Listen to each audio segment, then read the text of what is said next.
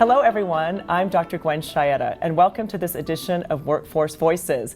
Today we are joined by Celia Garcia. She is the Director of Strategic Partnerships for MeCoach MEX, and we're going to be talking today about immigration reform and what it means to the workforce field. So welcome, Celia. Thank you very much. It's really an honor and a privilege to be here with you and talk about a subject that I'm very passionate about. What does it mean when we say immigration reform is coming?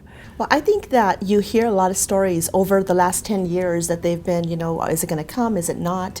What are the components that are going to be part of it? But for us in the Latino community, it's going to be a huge victory. It's going to be a huge coming out of people that want to move across the labor market, want to move from employers to other occupations, other industries, different sectors. It's going to mean opportunities for people to advance.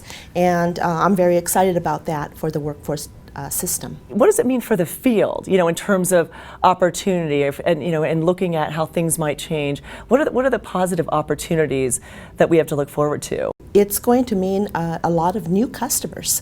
It's going to mean this is a community that wants to advance, wants to learn, wants to be part of the American dream, and has done so very successfully, but still undercover, still with a lot of limitations. When you remove those limitations and you open doors for people to come into training, to come into working with new sectors that are developing, people are going to be excited. And I can also tell you that having been involved in the education of youth, families, parents, employees, the workforce overall, they're a group that is very appreciative of any investment that you make for them in the area of training and development, any type of support that you provide.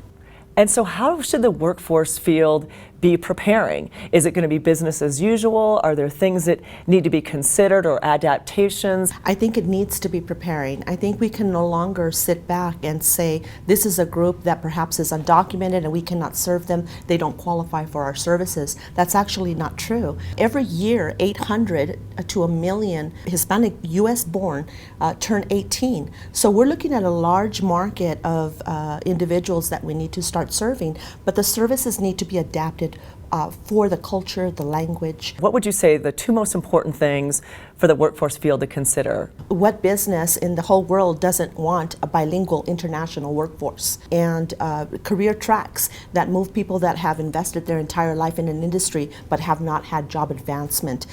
Going back, not just going in for new blood, but really going back to that workforce that has been trusted and loyal to your industry and create those bridge services that would bring them up to higher levels.